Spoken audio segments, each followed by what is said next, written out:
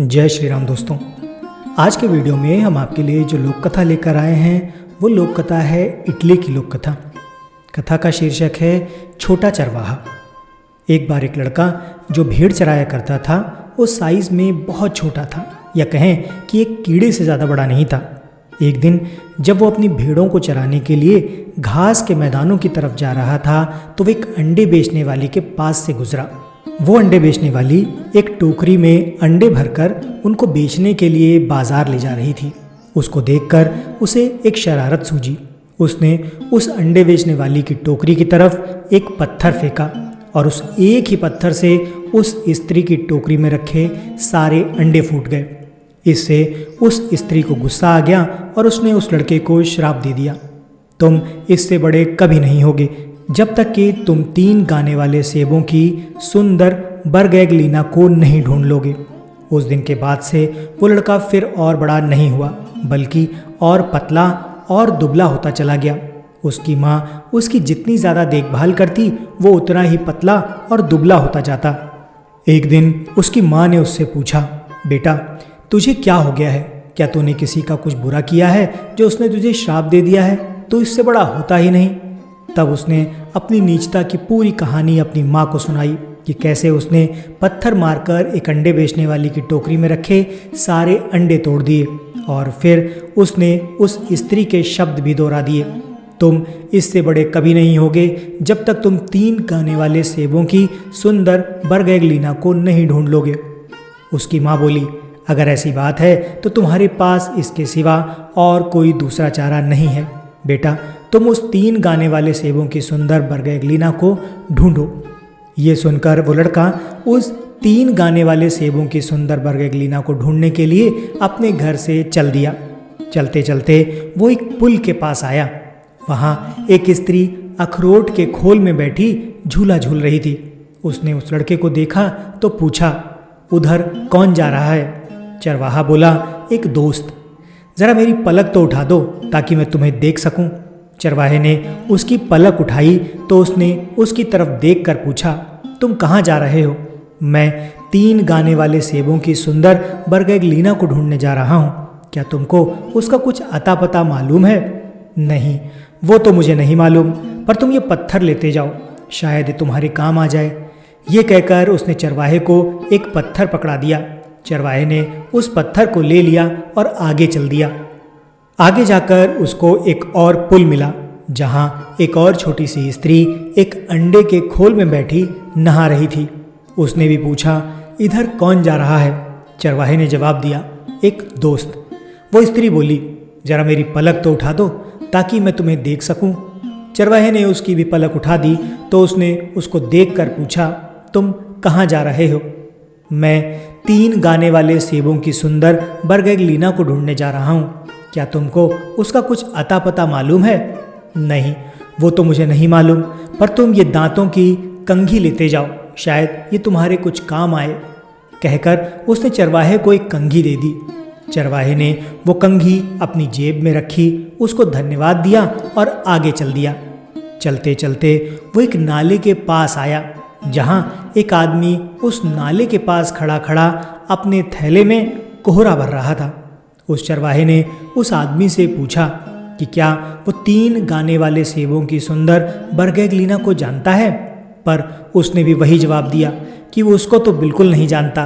पर उस आदमी ने उस चरवाहे को एक जेब भरकर कोहरा दे दिया और कहा कि वो इसको अपने साथ लेता जाए, ये उसके काम आएगा। चरवाहे ने उस आदमी से कोहरा ले लिया और उसको धन्यवाद देता हुआ आगे बढ़ गया। चलते चलते वो एक चक्की के पास आया जो एक लोमड़े की थी। चरवाहे ने लोमड़े से पूछा कि क्या वो 3 गाने वाले सेबों की सुंदर बरगैगलीना को जानता है? लोमड़ा बोला, हाँ मैं जानता हूँ कि वो सुंदर बरगैगलीना कौन है, पर तुमको उसे ढूंढने में बहुत परेशानी होगी। तुम यहाँ से सीधे चले जाओ, वहाँ तुमको एक घर मिलेगा। उस घर का दरवाज़ा खुला होगा, तुम उस दरवाजे से अंदर चले जाना तो वहाँ तुमको क्रिस्टल का एक पिंजरा दिखाई देगा। उस पिंजरे में बहुत सारी छोटी छोटी घंटियाँ लगी हैं। उसी पिंजरे में गाने वाले सेब रखे हैं। तुम वो पिंजरा उठा लेना, पर वहाँ एक बुढ़िया का ध्यान रखना, क्योंकि वहाँ एक बुढ़िया भी होगी। अगर उसकी आंखें खुली हों तो समझना कि वो सो रही है, और अगर उसकी आंखें बंद हों तो समझना कि वो सब कुछ देख रही है। उस लोमड़े की इस सलाह के साथ वो चरवाहा आगे बढ़ दिया।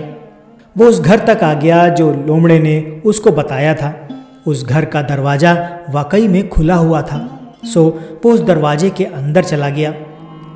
घर के अंदर जाकर उसने देखा कि वहाँ एक क्रिस्टल का पिंजरा रखा है जिसमें घंटियाँ लगी हुई हैं, और उसी के पास एक बुढ़िया बैठी है जिसकी आंखें बंद हैं। क्योंकि उसकी आंखें बंद थीं, इसलिए लोमड़े के कहे के अनुसार वो सब कुछ देख रही थी। उस बुढ़िया ने चरवाहे से कहा, ज़रा देखना तो मेरे बालों में कहीं कोई जूं तो नहीं। उसने उस बुढ़िया के बालों में झांका तो वहाँ उसको एक बालों में जूं दिखाई दी। वो उसके सिर की जूं निकालने लगा। जब वो उसके सिर में जूं निकाल ही रहा था तो उस बुढ़िया की आंखें खुल गईं। अब उसको पता चल गया कि वो अब सो गई है। उसको सोता देखकर वो चरवाहे ने तुरंत ही क्रिस्टल का वो पिंजरा वहाँ से उठाया और वहाँ से भाग लिया।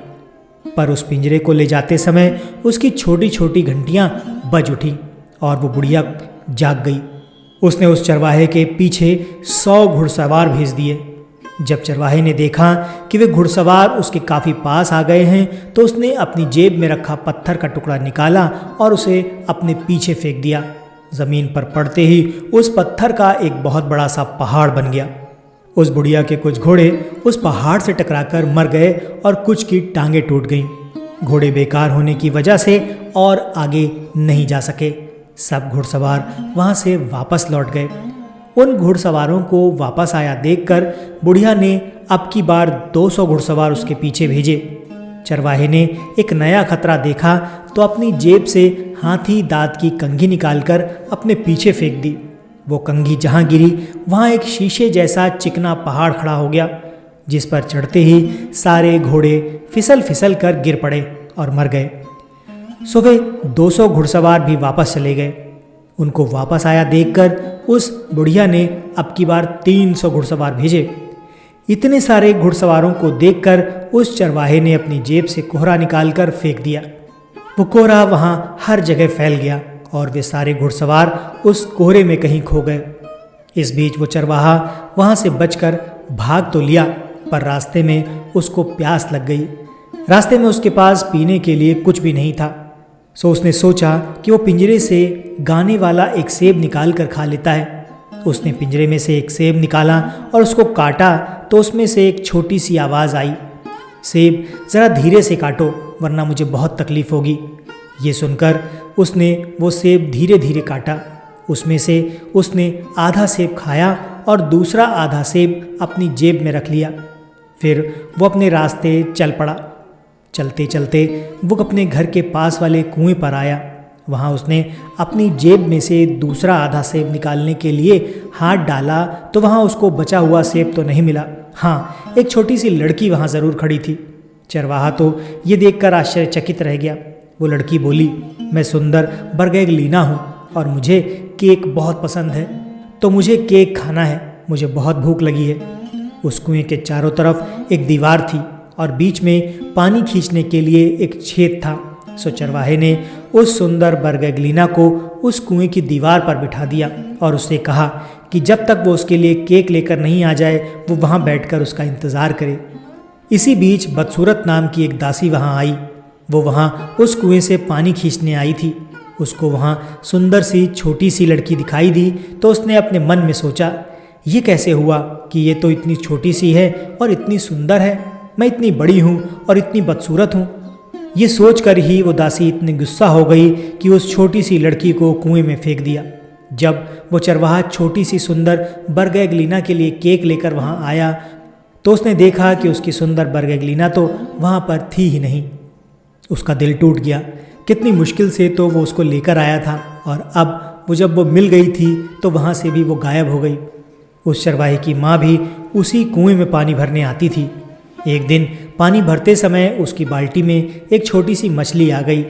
वो उस मछली को घर ले गई और उसको खाने के लिए तल लिया।